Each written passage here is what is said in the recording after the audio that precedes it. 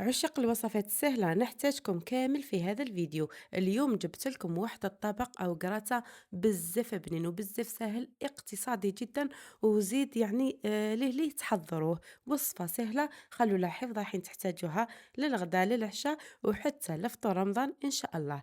هنا عندي نص صدر نتاع الدجاج، كنت قطعته كما راكم تشوفوا قطع صغيرة. درت له 2 مغارف أو 3 نتاع الزيت وشوية نتاع الملح. وباه يجيني الدجاج تاعي بنين حنستعمل توابل ابو حفص، يعني مدوا بنا هايله لجميع الاطباق تاعكم، وهاي لكم شهاده الجوده من المخبر، يعني تقدروا تستعملوهم بالضمان يعني للطلب. راح نخلي لكم ارقام الهواتف، عندهم توصيل جميع الولايات. هنا بالنسبه للتوابل يعني شوفوا اللومبالاج تاعهم يعني بزاف هايل، تقدروا تحلوهم تسكروهم بسهوله. هنا حنستعمل فلفل اسود.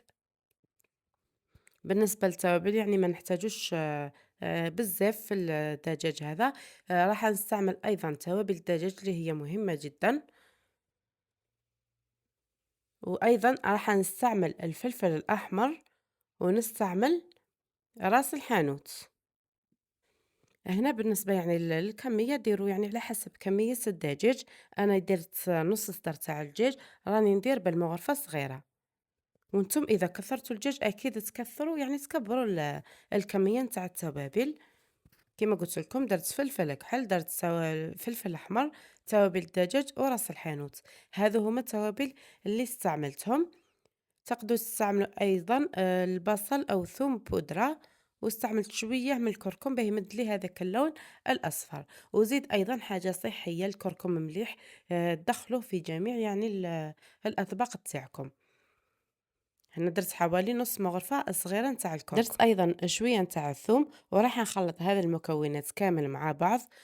هي من الأحسن يعني إذا عندكم الوقت خلوهم مدة ساعة هكذا باه يعني يتبل هذاك الدجاج مليح مليح. وإذا ما عندكمش الوقت يعني كنتم مزروبين تقدروا مباشرة طيبوه على نار يعني تكون شوية قوية، ما تكونش ناقصة بزاف. هنا رايحة مباشرة نطيبه. هنا شوفوا خلوه يعني مع الأول هاو يطلق الماء نتاعو، خلوه حتى يطلق الزيت، يعني حتى ينشف هذاك الماء ويتقلى مليح مليح في الزيت نتاعو. هنا فرغوا الدجاج في حاجة أخرى، وهذيك المقلاة راح نكملوا نستعملوا فيها باقي المكونات اللي هي الصلصة. أنا شوفوا درت نص كاس نتاع الماء، وعندي كمية حوالي نص كاس أيضا من الكريمة السائلة. تقدروا تستغنيو على الماء اللي تحب يعني دير الكريمة سائلة وحدها، أو نص كاس كريمة ونص كاس حليب. حطيتهم فوق النار حتى غليو، بعدها ضفت لهم شوية كزبر أخضر. عندي حوالي 2 مغارف فيونداشي كنت قليته، درت له ملح والزيت هذا مكان شوية نتاع الثوم. وعندي الجبن الطري، اللي ما عندهاش الفيونداشي تقدر تستغنى عليه، انا فقط كان متوفر على هذه درته. المهم شوفوا هنايا بعد ما خلطتهم مليح مع بعض تتحصلوا على واحد لاصوص عاقده وبزاف بنينه. تقدروا تستعملوها يعني بزاف انواع تاع لي كراتا. شوفوا تقدروا تستعملوا ايضا الجبن المبشور.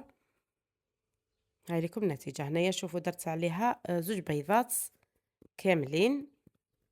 وما تنسوش الملح، ديروا كميه من الملح هكذا باه ما تجيكمش يعني ناقصه في الملح. نخلطوا كل المكونات هذو مع بعض حتى هذاك البيض تحسوه تحل مليح مليح. من جهة أخرى رحت قليت البطاطا، قطعتها مربعات صغيرة بالملح أكيد وقليتها. وعندي أيضا الجريوات ثاني كنت قطعتها مربعات وحتى هي قليتها. يعني أي نوع خضر تحبوا تدخلوا في هذه الوصفة تقدروا تستعملوه، راح يجيكم يعني بزاف بنين وكامل يعني.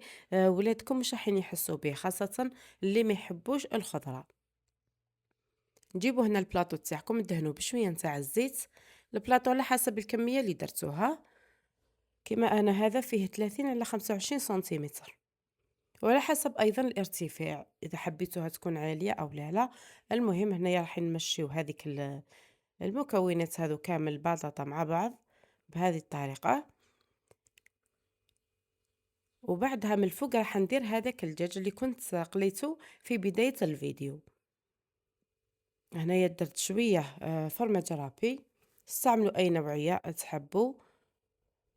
وبعدها نديرو الدجاج. يعني شوفوا البنات هذه الكلاصة صدقوني تجي بزاف هايلة، بزاف بنينة، يعني ما تشبعوش بها، وراهي ساهلة يعني ما كانش أسهل منها. درت ثاني شوية فرماج طري،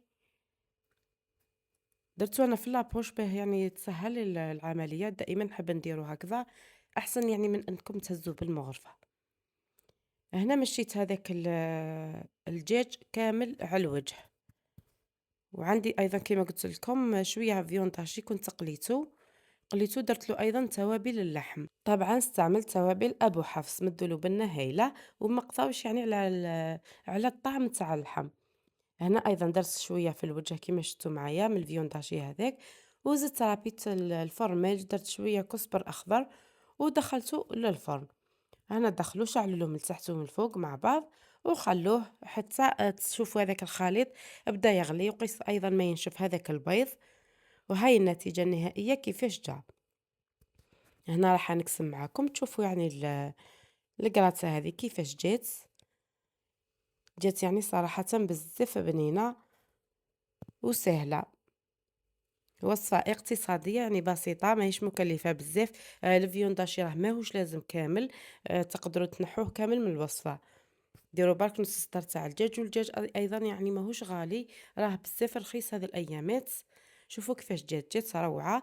إذا عجبتكم خليوا لي تعليقاتكم، ونتلاقاو في وصفات جديدة إن شاء الله.